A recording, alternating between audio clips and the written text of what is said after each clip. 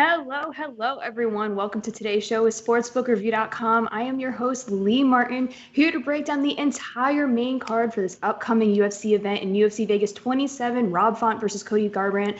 Joining me today, I have SBR's UFC expert, David Manyun, and MMA Mania's lead host, Matt Ryan. Now, before we get into all the good, juicy stuff, like always, real quick, give this video a like, subscribe to our channel, that way you never miss any content. Now, let's start the show. Now, like always, I just want to get a real quick recap over what happened over the weekend. We had UFC 262, Oliveira versus Chandler. And honestly, I have a lot of mixed feelings about how the weekend went. I'm so happy for Oliveira for being the new UFC lightweight champion, but I did lose a lot that night, so I am not happy about that. But again, there were a lot of great fights on Saturday night, but I want to hear how your guys' night went on Saturday. So Dave, I'll begin with you. How did your night go? My night went exceptionally well because I had one bet. I was really busy last week. I'm going to be honest. I wasn't able to look and delve into the card as I like to. So I kept it small. SBRsportspicks.com/UFC, punch and parlay, came through with ease. Yeah, the main event was what it was all about, really. Michael Chandler, we thought he had it in the first round. And then all of a sudden, Dumont came out in the second round and got it finished in emphatic fashion.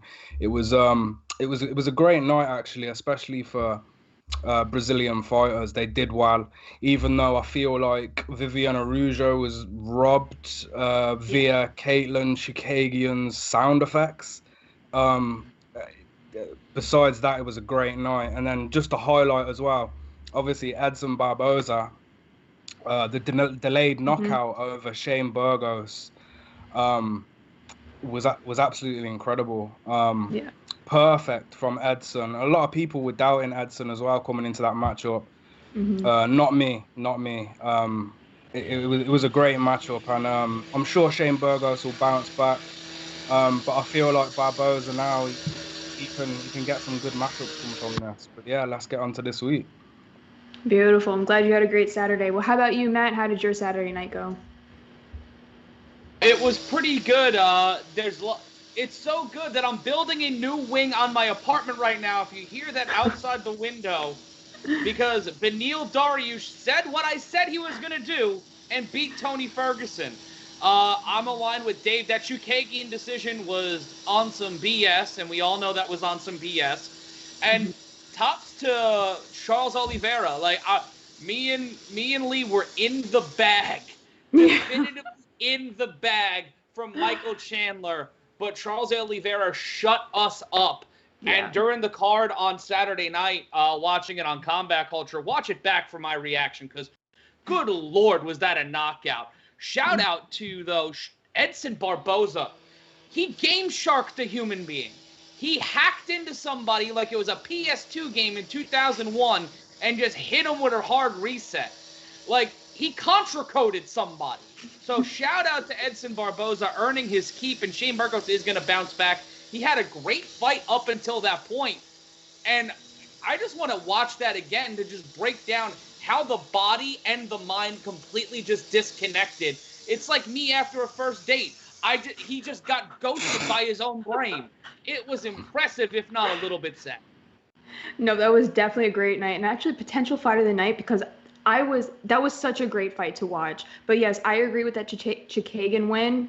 I was so upset. Those judges, we need new judges in the UFC for sure, because they're making me very frustrated with all of these fights. But now that is behind us. Now we have a new event this upcoming weekend. Again, UFC Vegas 27, Rob Font versus Cody Garbrandt this Saturday, May 22nd. And yes, we're back at the UFC Apex.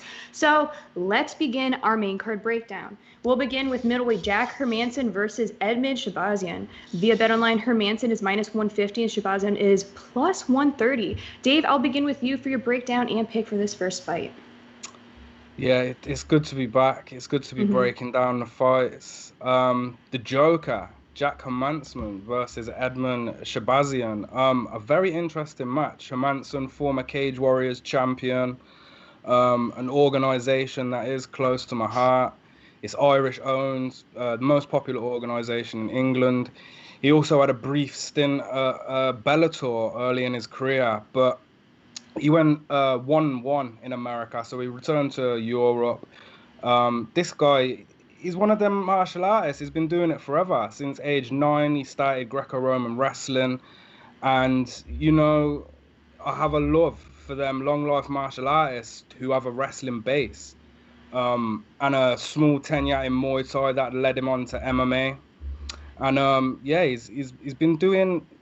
UFC has been up and down for Jack Hermansson, but over recent, you know, we look back on them matchups. He's heel hooked Gastelum, and then he's gave the current #1 contender Marvin Vettori a difficult matchup. Should Hermansson have won that fight, we could easily be looking at Adesanya versus the Joker right now. And you know, the later that fight went, the stronger Hermansson's output became, really. And although it was a unanimous decision loss, we're still talking about the current #1 contender for the middleweight championship that he went the distance with. Mm-hmm. He was matching up well with Vettori on the feet. And, you know, the takedown attempts that Vettori managed to sprawl could certainly cause some issues for a less experienced fighter. And that brings me to Shahbazyan, who shown a lot of holes against the likes of Derek Brunson, which that fight did. It completely changed my outlook on him. I think I've just overlooked his age a bit and, you know, took too much into the win streak that he was on prior to stepping up that level of competition against Brunson. I think he might be just a bit too young for me to put my money behind. Now, he's gone from his previous fight as a -400 favorite straight into the underdog position here this weekend. And I'm hoping what we learned from Shahbazyan's previous outing was enough to stick. A huge lack of head movement and inexperience just became evident in that fight. And I shamefully backed him last time out. I'm one of them guys. If I see flaws in a fighter, sometimes it just remains with me. And Derek Brunson, I just can't get some of his past fights out of my head, and I let that overcloud my judgment last time out.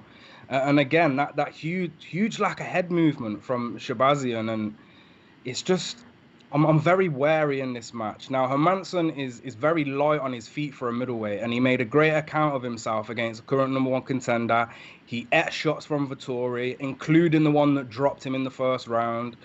It weren't enough to put out the Swede. It just weren't enough to put him out. Now, we know how good Vettori has been on the ground, and Hermansson was active enough, not laying around. I think he got taken down twice, or it might have been once, and he was losing a significant amount of ground control. But what I like to see from guys when they're in that position is them being active.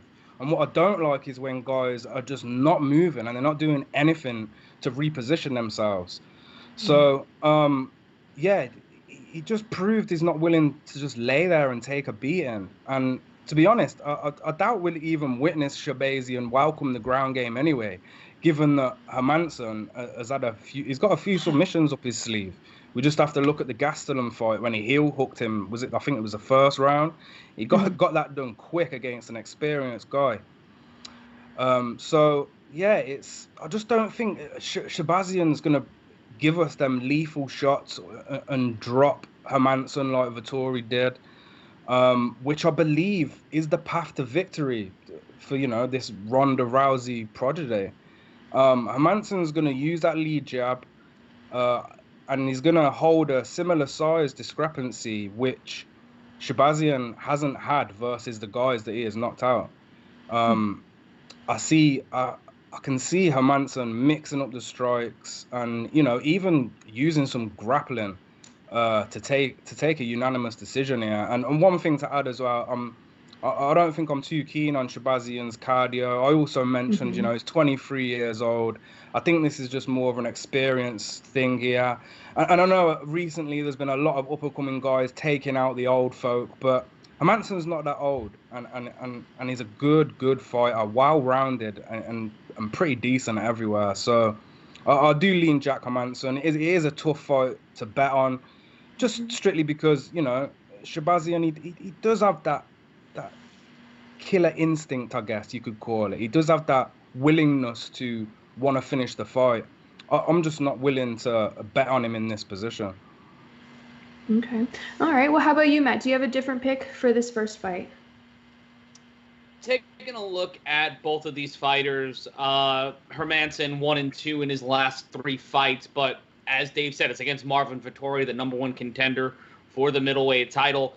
He got knocked the hell out by Jared Cannonier about 18 months ago or so, and then he beat Kelvin Gastelum, heel hooked him last September. So this is an impressive resume for a veteran fighter. This is a guy who's in the title picture here, and he beat Jacare by decision, tapped David Branch and Gerald Meerschaert.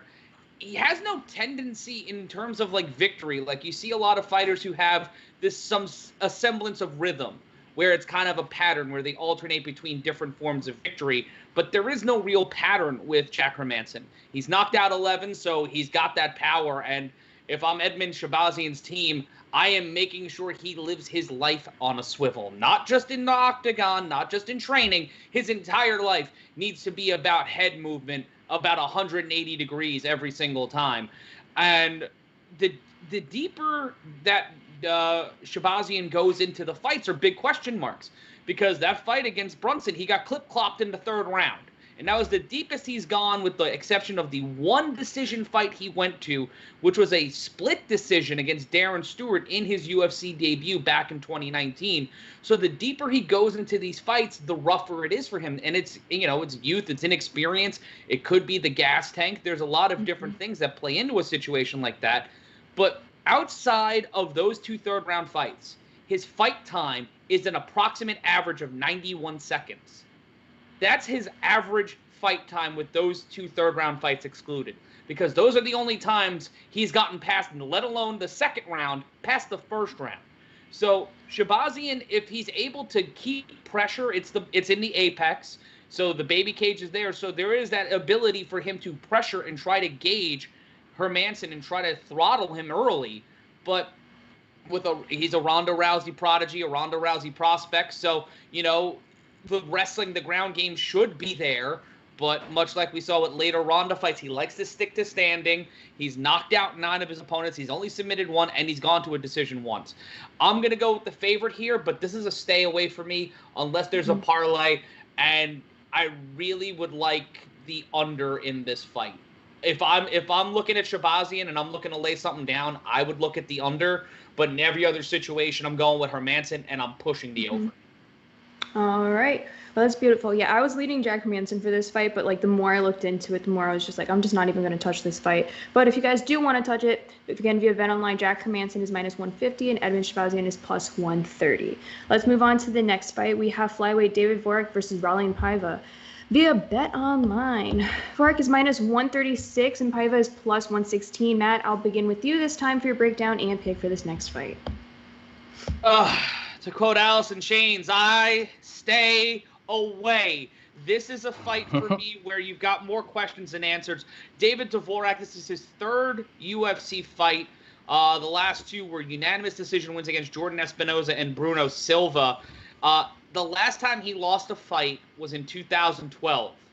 But most of those fights are on the regional and international level, so you really don't get a good gauge for the level of competition he had. Unless it's like a Cage Warriors or an EFC or, some of those larger promotions in Brazil. It's really hard to get a gauge at this point in MMA's evolution how good some of these regional promotions are. Prior to those 2 decision wins, he had a 13-fight stoppage streak that were either submissions or TKOs, with all but 2 of them coming in the 1st round. And those other 2 were in the 2nd round. So this guy does not like seeing the 3rd round, even though he's been forced to in the UFC. Now you look at Paiva, he's a guy who's 2-2 in the UFC. He lost his first 2 fights, a split decision against Kai Kara France, and Rogerio Bontorin was a doctor's stoppage. So 2 quality guys who we both saw. We saw them fairly recently. We saw Bontorin last Saturday, for God's sake. But the 2 fights before that were a TKO over Mark De La Rosa and a decision. He had a 12-fight winning streak prior to his UFC debut. So this one's a really hard fight for me to gauge because we don't know all that much about them. But if I'm looking at the quality of opponent, I would go a Paiva. In just terms of he's fought the tougher competitors. He's been able to bring a certain level of talent and, stepping into the octagon against Bontarine after what we saw this past weekend. I consider that a quality fight, a quality loss. So I would hedge with him just a little bit more than I would against Dvorak. All right. Well, how about you, Dave? Do you agree with Matt, or do you have a different pick for this fight? Well, the guy named David is going to be victorious, obviously. Come on. No, on a serious note, Dvorak is going to win this fight, in my opinion. And I do think we are being gifted with some great lines this weekend. I love me some considerable favourites and some slight underdogs. 2-0 in the UFC. As Matt mentioned, he has experience, but a lot of that does come off of the regional scene. But what we do notice from that regional scene experience is he is just putting them guys out, and they were just not on his level. So he was destined for the UFC or a bigger promotion. It was inevitable that he was going to land himself in a promotion like the UFC. A 16-fight win streak, and this is what we have to notice here. In the fights that did go the distance, none of them were split decisions. And this is because Dvorak knows his fundamentals and he knows them well. Great combinations. He never sits back on one punch. He knows how to cut angles perfectly. He doesn't leave his head out there to be hit. He sets his shots up with his feints. And those leg kicks, boy, you go watch the Espinoza fight. He was struggling to put weight on his leg after eating those leg kicks, entering that third round. He could barely walk. And I'm telling you, if that fight was a 5-round fight, he wouldn't have been walking by the end of it. When the kicks come up high, Espinoza caught a few, and the takedown defense was also strong. For me, it's just hard. When I watched the fight tape on Dvorak, it's just hard to find flaws in his game. It really is. Now, speaking of Espinoza, I think he's a good comparison for Paiva, which is another reason why I prefer the Czech in this matchup. Paiva's currently 2-2 in the UFC. And realistically, I think the judges robbed Zumagulov in his last outing. And Rogerio Bontorin, who we just saw this past weekend, put Paiva out with a nasty cut during their fight. So, that was a stoppage due to a cut. So we can't be too hard on him there. And then, the loss to Kai Kara France, that is also another fight where you can't be too hard on him. But, his only significant win, what's his name?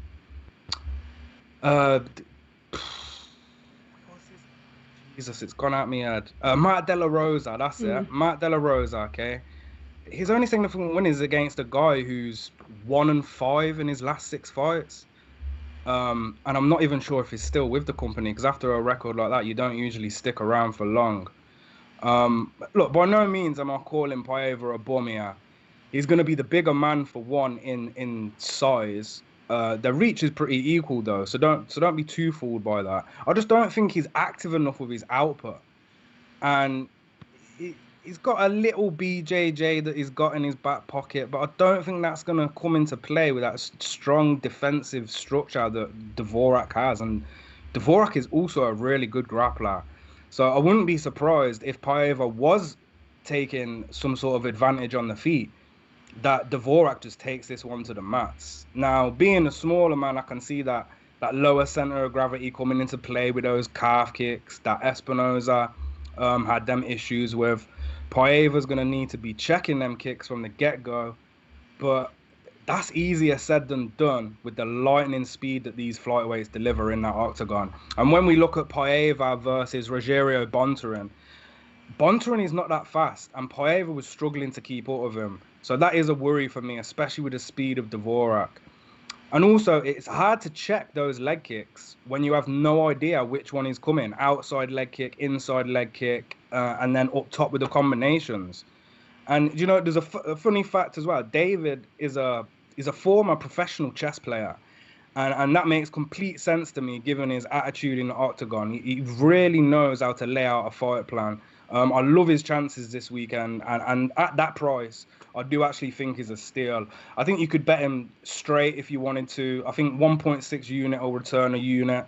I think you could throw him in a parlay if you wanted to, and that will beef up a parlay nice, especially if you like smaller legs, like a 2-leg parlay or a 3-leg parlay. I think Dvorak, I think, is a good play on the main card this weekend. I really do. Now, we have a question in the chat. We have Joseph Gomez. Dvorak inside the distance. That's a good question. See, that's a tough one. Obviously, because a lot of them finishers, they did come on the regional scene, and he was fighting a lesser level of competition than he's coming up against now. And as I mentioned, look, Paiva is no bum, and that guy can swing on the feet. So, it's tough to say no, because at the same time, Dvorak is a finisher. And I do feel like if he can get to this ground, if he can get the fight to the ground, I do think he's got more chance of him finishing it on the ground. Or maybe even, a similar situation as Paiva receiving that cut injury, but this time with the legs. Because the way Dvorak works out the legs is ridiculous. So I'm going to say no. And the reason I'm going to say no is you don't need that value for him to finish inside the distance, because the value is not that bad to bet on him straight. It really ain't. If you think he's going to win and you're getting, below minus 180, I don't feel there's a need to start making risks with extreme probabilities when you hit them plus numbers where your percentage is just dropping and dropping and dropping. So I'd say no, but at the same time, I do think he can finish fights. But I would lean decision. I think Dvorak by decision makes sense. Paiva's a tough dude. He went the distance with Kai Kara France, so I don't see why he can't with David Dvorak. All right, beautiful. Well, if you guys do want to get on this fight again via BetOnline, Dvorak's minus 136, Paiva is plus 116. Let's move on to the next fight. We have women's featherweight, Felicia Spencer versus Norma Dumont. Via BetOnline, Spencer is minus 172 and Dumont is plus 147. Dave, I'll continue with you for your breakdown and pick for this next fight. Oh, the lovely, lovely females of MMA. I guess we're back with more action from the Amanda Nunes division, also known as the featherweight division, because there is no competition for her in this division, and I don't think there ever will be. But we do have Felicia Spencer, black belt in BJJ, black belt in Taekwondo. It's no surprise. Spencer's best work is done on the ground. She dominated the regional scene, going 5-1, stepped into Invicta, which is like, Invicta's like the modern day version of WEC, if you're an old school MMA fan, where the UFC will handpick the athletes they deem fit enough to join the rankings of the UFC, or vice versa. They'll relegate someone to the promotion for more experience. But, Spencer, she claimed that Invicta title with ease, debuted in the UFC. She took out a large and scary striker in Megan Anderson with ease. And then we look at Norma Dumont. She's not really built for the featherweight division. She's a bantamweight fighter, and in my opinion, she is doing a favor for the UFC this weekend. As I say, this division is kind of pointless. Nobody's going to take Nunes out. I think they should retire it until the evolution of women's MMA at this weight class can provide, more substantial competition. But back to Dumont, Norton won in the UFC featherweight division, and she got pieced up by the girl that Spencer dominated. And look, MMA math, it's not a viable way to handicap fights, but Dumont struggled to grapple with Anderson. I can't envision that skill set causing any problems for Spencer. I can't. Anderson connected with that lone right hook, no setups, no feints, nothing. And Dumont was put to sleep. I wouldn't be surprised if Spencer comes out and does the exact opposite of that, looks for a double leg, single leg, or even, some Taekwondo style trip, puts Dumont straight into a dangerous position and taps her within the first round. And if that doesn't work, I think the strength of Spencer alone should be enough to keep Dumont from dominating in any area of the fight. Spencer's UFC record of 2-2 compared to Dumont's professional record of 5-1 is probably the only reason that people have shifted this line to a reasonable price. But when you've taken your two losses are against Amanda Nunes and Chris Cyborg, I'm sorry, but you can't even compare these other girls to that caliber of opponent. You just can't. It's all Spencer for me. Grappling, takedowns, wrist control, hooks in, some form of submission. Good night, Dumont. Or, as I say, if she fails a submission, I think she can take a unanimous decision from the grappling dominance. But what we have to notice in this fight, which is crazy, and I go back to it, is the odds. So Felicia Spencer opened up at minus 350, and she is now minus 160. This is where the public or a sharp bettor has come in with a large amount of money, and they have shifted this line, and I'm not feeling that at all. I understand maybe taking a small play on Dumont at the heavy odds that she opened up as, but for this to go from 350 to 160, there's only one play to make as a gambler in this fight. Forget fights, forget, who's the better fighter, forget all that crap. As a gambler, you would take Spencer or pass at this price. So for me, considering I think Spencer has the greater chance of winning this fight anyway, I have to side with Felicia Spencer, and I think she gets it done inside the distance as well. Beautiful. Yes, I'm with you on that one. But how about you, Matt? What is your breakdown and pick for this next fight? Bring out your dead! I'm sorry, I was trying to see if I can get Norma Dumont here. Because she dead. She gon' get clapped on Saturday night. Like, this is her third UFC fight. As Dave said, she got dropped by Megan Anderson in her debut in the UFC. Her last fight was a decision win over Ashley Evans Smith back in November. Has alternated submission and decision wins before joining the UFC. And, she's had 6 combined fights. Sure, Felicia Spencer's only had 10 combined fights, but those fights are against, as said before, Amanda Nunes, Chris Cyborg. So she's faced some of the elite in mixed martial arts. And the only person who can really make an impact on the featherweight division fights on the other MMA company that airs on ESPN. So there's no real opposition for Amanda Nunes. This is basically a stay-ready fight for Spencer for a invariable rematch against Nunes where she'll job again. But yeah, I get why people are putting money on Dumont to kind of hedge and drive up the price and kind of futz with the line a little bit. But anybody who can read basic information or look at the quality of opponent, that's like saying DeVry's basketball team can beat Duke because they're undefeated. They played like 5 dudes who don't wear matching uniforms in Duke or in the ACC. It's not an equitable comparison, and you're just doing it to troll. It's basically the gambling version of trolling. I'm going with Felicia Spencer here. I think this one's going to probably go to the decision because a lot of these fights end up going to a decision. But I would hedge maybe on a parlay taking a submission from Felicia Spencer here. Half of her wins are by submission, so there's pretty good odds she might be able to pull that off here. Or she, Dumont's got a chin. She got dropped by Megan Anderson, so there's a lot there. But I'm probably looking at a decision here. Spencer just working and showcasing her skills, trying to. It's basically resume work at this point. It's just rounds for her. Yeah. Now you mentioned the over via BetOnline. The over 2.5 is minus 180 right now, so that's not bad. And then again, if you guys want, you can check out the MMA props at BetOnline. There's a lot of value there if you guys want. But again, straight up, Felicia Spencer is minus 172 and Dumont is plus 147. Let's move on to the next fight. Ooh, we got a heavyweight fight, Matt. We have Justin Tafa versus Jared Vanderaa. Via BetOnline, Tafa is minus 175, Vanderaa is plus 150. Matt, I'll continue with you for your breakdown and pick for this next big boy fight. Why is it the fights I love hurt me so much? Why? Why can't we have a heavyweight division that has, like, the depth of the heavyweight division up top is so good, but then everything else, we've got a guy who's 1-2 in the UFC, and then a guy who got knocked out by Sergey Spivak. Like, what are you doing to me, Sean Shelby, Mick Maynard, and Dana White? Are you trying to kill me? Are you trying to get tears to come out of my eyes? What are you doing?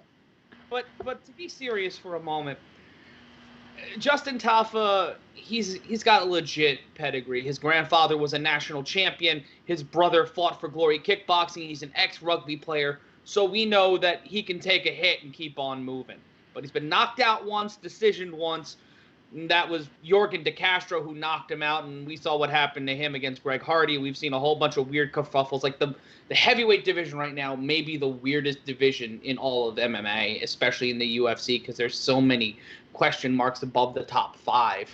And then he lost a split decision to Carlos Felipe back in January, and Justin Vanderaa 11-5, so he's got the experience edge, but he's been tapped and decisioned on the regional level, which for a heavyweight prospect, not necessarily the best thing if you're trying to build your case in a division that has Francis Ngannou, Derek Lewis, so many killers in the upper echelon of this division.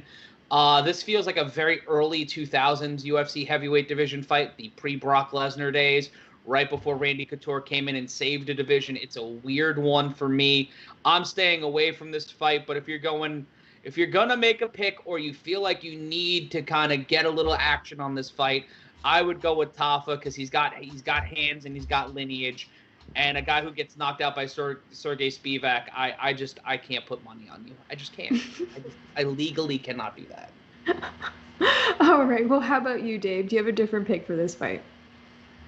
I mean, it was good to hear Matt not as enthusiastic about this heavyweight fight because these I don't know what is going on with the UFC, but whoever is, I don't know if it's Dana or whoever, but whoever they keep putting these heavyweight fights on the main card, and it doesn't matter who is in the heavyweight fight. They just anticipate a knockout, they anticipate some brutal finish every time, and they say, do you know what? We're just going to throw this one onto the main card because why not? And there's more deserving people that should have the spotlight put on them. But yeah, I don't know what the UFC issue is, but yeah, it doesn't matter what level of fighter it is. It's just let's just dash them onto the main card.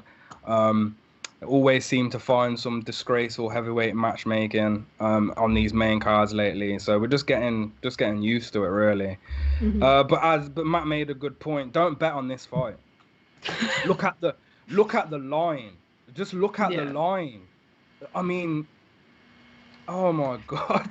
Tafa should probably, he's probably going to win this fight.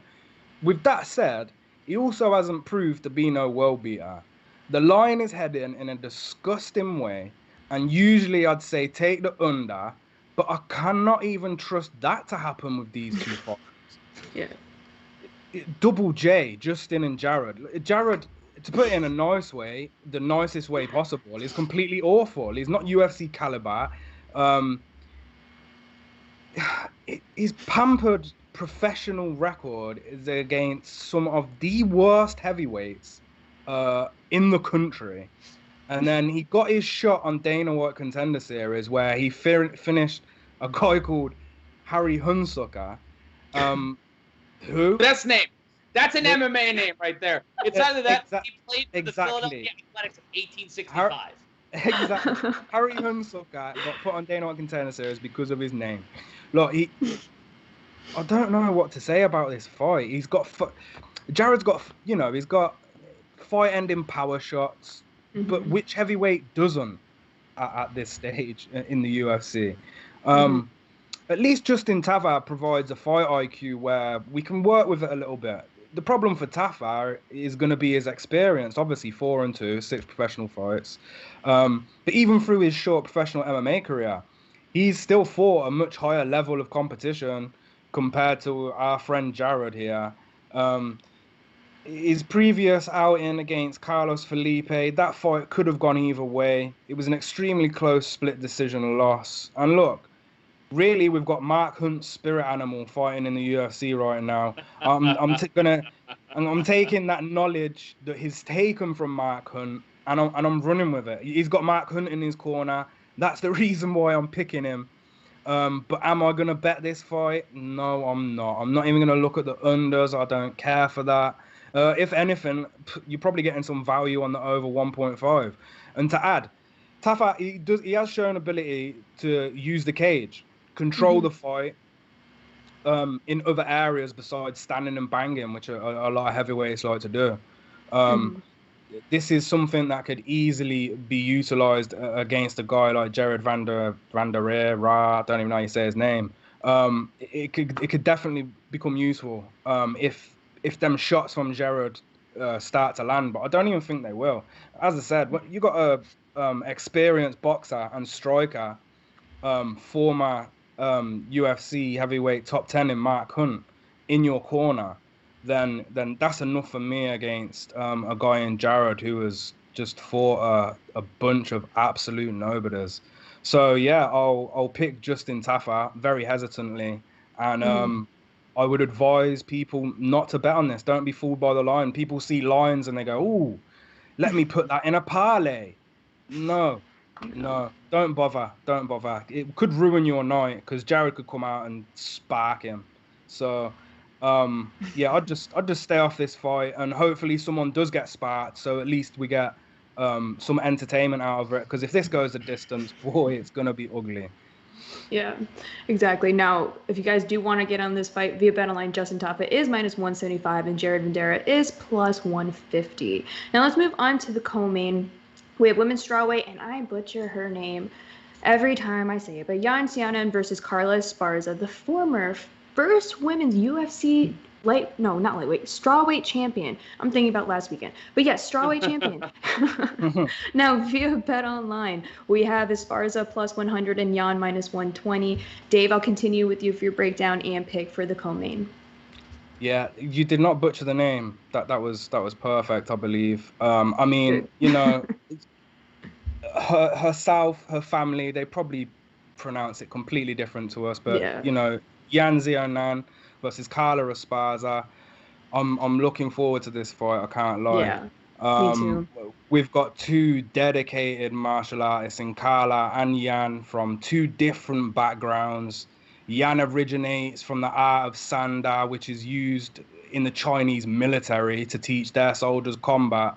It's a mixture of kung fu and full contact kickboxing, but they also use wrestling and variations of throwing techniques. Then we've got Carla Esparza, who grinds with that good old American wrestling. She's one of the only female All-American wrestlers in the UFC, and from wrestling, she went straight into jiu-jitsu, a combination of disciplines that, you know, I've always loved to study.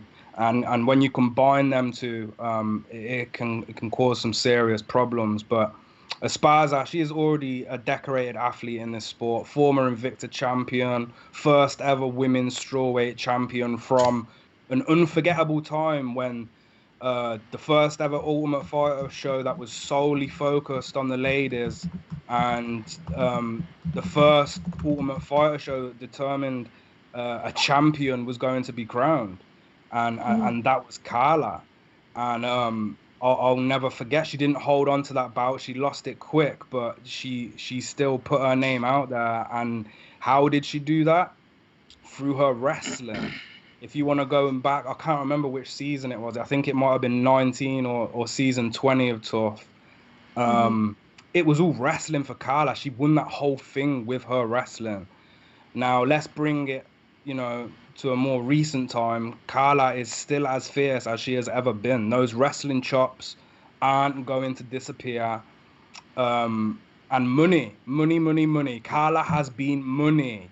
When everyone was fading her against Alexa Grasso, the Karate Hottie, Marina Rodriguez, I was cashing on said fights because I knew that Carla Esparza was going to use that wrestling against girls that just don't have that wrestling background. Not strong enough to defend the All-American Carla Esparza.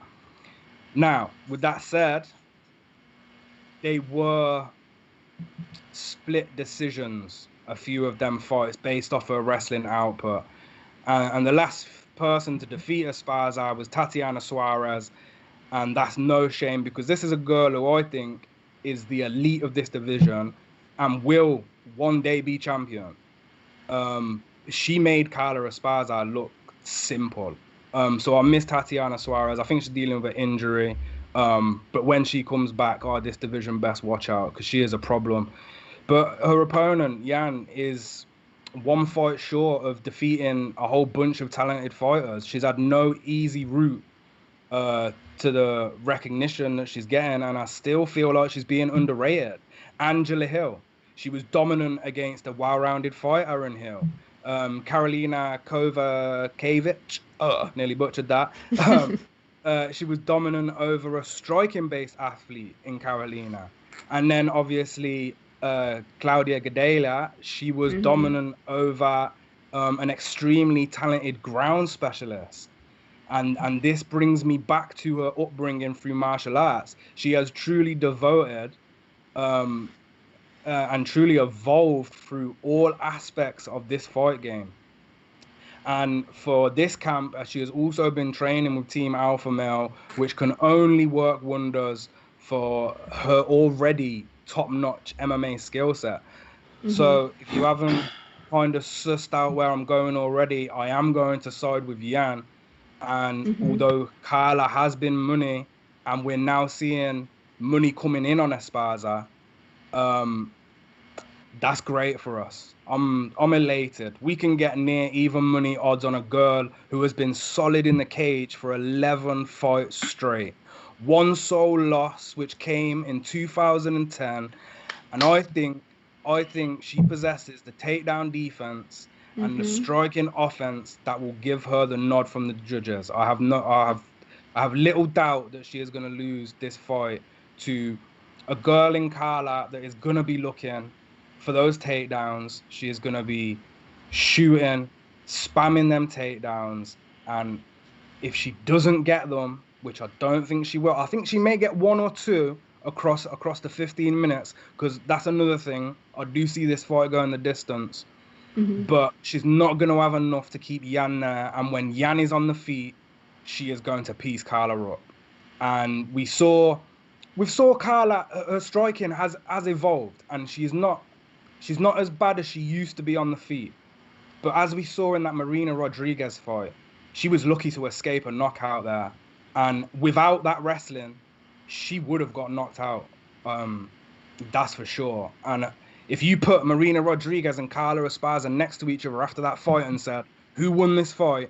Everyone would be pointing their finger at Marina Rodriguez because Esparza looked beat up. And yeah, that's it for me on that one. But and it's got to be Yan, and I think it's going to be Yan by decision. But as I mentioned before, with Dvorak, you don't need to be looking to take Yan by decision to get extra value here, because we're getting even odds. So that's great. And I can't remember what she opened up at, but I know Yan opened up as more of a favorite, and the monies came in on Esparza. So, we're just riding the opposite end of that public betting shift, as a lot of smart handicappers do. So not only does our breakdown match up with Yan, so do the odds and the way the line's moving. So I love this position right here. Same with Dvorak. I would play it straight, or I'd even put it in a parlay, because I do really think it's a great bet. Yeah, no, I'm with you on Yan. I'm actually taking her, but if you guys want to hear my breakdown for it, check out my top UFC picks video. But Matt, I will now go to you for your breakdown and pick for the co-main. Yan Xiaonan, her last loss was in her third fight. Her third fight was in 2010. So in that time, she has not only been undefeated in all of her fights, she has been undefeated in her 6 UFC fights, beating Angela Hill, Carolina, and Claudia Gadelha in that run, as Davis said earlier.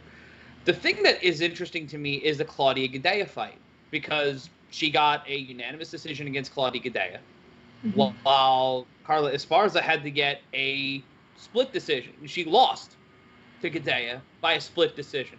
So you can chalk that up to the judges, you can chalk that up to activity, you can chalk that up to so many things. But that loss, and then, Tatiana Suarez, the young lions of this division are rising up. Dave said it about Suarez, and now Zhang Yang has been fighting for quite a long time. She's been in the UFC for a few years. She's the first Chinese fighter to ever be signed to the UFC. So there's already, she's a vet. but she's not fought as much as we would have liked to see, especially to the level of Carla Esparza. All of those decisions give me pause for Carla Esparza. Even though she's 10-3 when it comes to decisions, the longer this fight goes, the better it is for Jan.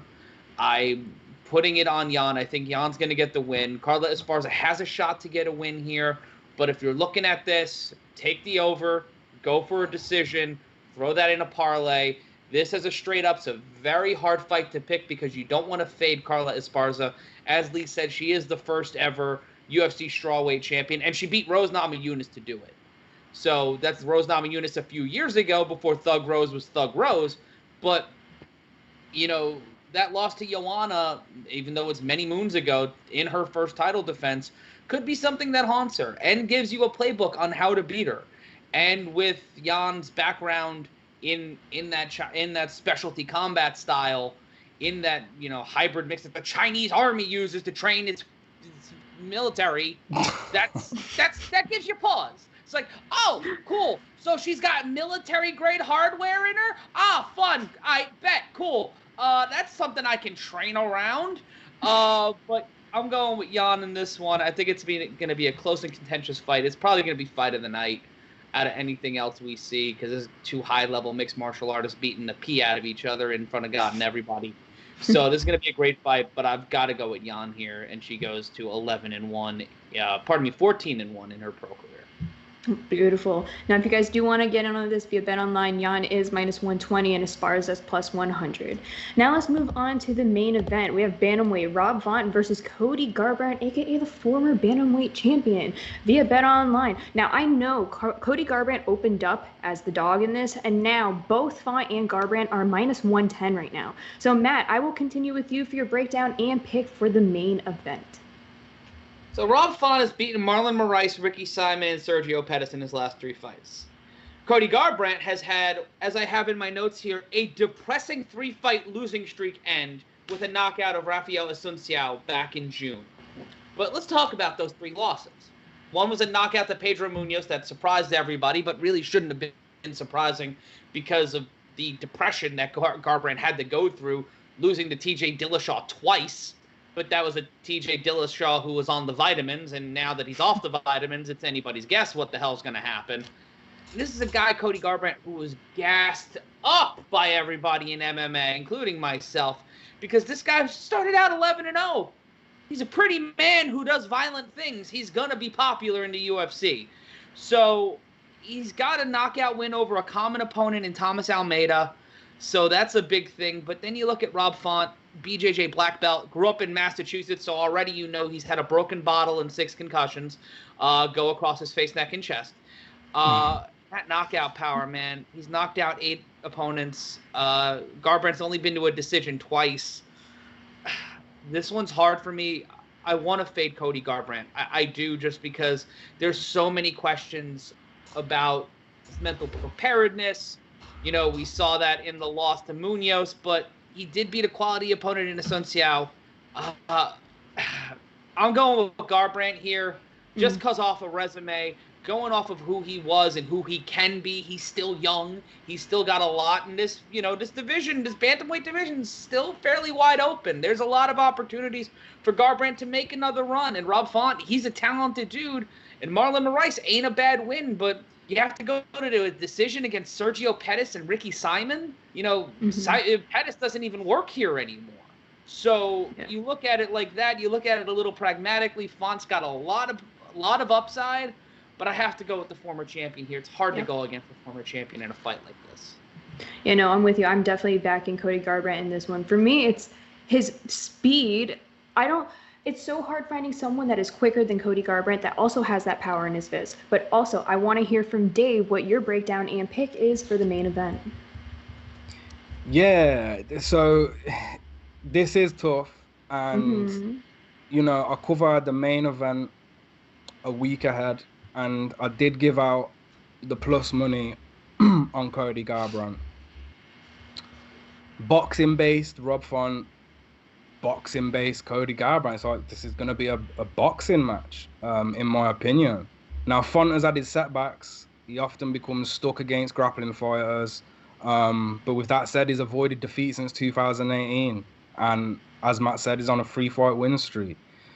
That win streak includes the current Bellator bantamweight champion in Sergio Pettis, but that's Bellator. So take that as you will. Ricky Simone and, you know, the former number one contender, Marlon Moraes, who's also just slipped down from that guy that we once knew. And when we discuss Garbrandt, we have to mention that knockout over Rafael Assunção, who is a Brazilian guy who's proved to have a solid chin throughout his career, but that lean back counter hook is one of the most poetic knockouts that we've ever saw.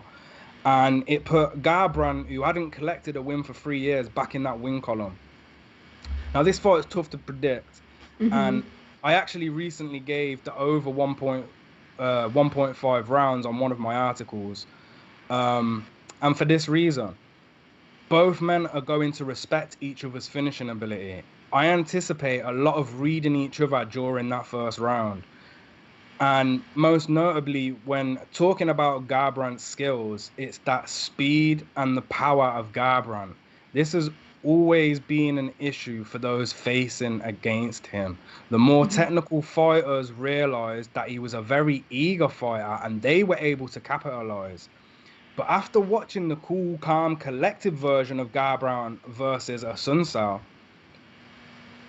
I do think he can rein in that urge to just go wild and start swinging in the pocket. Now, both men have got a questionable chin here. And this only worries me if they do decide to go balls to the wall and scrap it out like they're in a street fight. Font has no knockout losses, but he has been dropped plenty of times. And getting dropped by the likes of Assunção concerns me, because Assunção is not a striker and Cody is. And if Cody connects, he's going to accomplish the same outcome, but it's going to be night-night. Font's not going to have the chance to get back up. But then we flip that, and the same goes for Garbrandt. We saw him easily dropped, easily knocked out, but against a real high level of opposition. I just feel like that over 1.5 is safe, although I do see a finish. I don't think we're going to see that until the late second, third, fourth, or fifth round. Now, Font's best option for me is to strike at range, use that longer frame, pick Cody apart with a mixture of high and low strikes, and just deliver output that we've witnessed in his past fights. But the problem with Font is he likes to lay back, relax a little bit, and becomes, you know, a little lethargic in these fights. Garbrandt is going to need to close a distance, but if he becomes uneasy with striking at range with a longer man, this is where these problems could come in, of him getting clocked and knocked out again. Cody, he needs to get rid of them emotions, which we saw in the Assunção fight. Them brawling fist fights, they have never ended well for the former champ. And with that said, he's training with Mark Henry right now, and if there isn't a more perfect guy to come up with a game plan for a boxer like Rob Font, then I don't know. I'm taking Cody. I think he can catch Font. And I also think he has a stronger grappling offense. Not that we ever see Cody utilize this, but he was a wrestler. In school, he was a wrestler, and he was a good wrestler. Not to a championship level, All-American, should I say. But I feel like he's maturing as a fighter, and he's still young. Like, we're looking at Cody Garbrandt here, and this kid is not even, should we say, we could argue that he's not even reached his prime right now. I think with this mature attitude heading into these fights now, from here on out, I think he could utilize some wrestling, especially against a striker like Font. And you know, if not get some takedowns, just use it to tire them arms out of Font. Font's going to have a 6-inch reach advantage, and he's got a beautiful jab. That is a huge worry. But something is just telling me that no love can cause an upset. And at the underdog odds that I gave last weekend, not great underdog odds, but enough to make me smile, I think that's the right side to be on. It is a tough fight, and the odds, as you say, they are split down the middle right now. For me, it's Cody to win, but it's the main event, and I say this every week. They are perfectly matched fights more often than not in the main event. That's why it's the main event. So always betting these or forcing to bet these, I have to write articles, so I'm forced to make a pick. But if I sat with someone now and they said to me, look, Dave, this would probably be one of the last fights I'd say to bet on, just because it is a difficult one to assess. And them questions with Cody remain, and Rob Font is not been at this championship level of fight yet. But I tell you, if he does beat Cody Garbrandt, he's going to push himself up there.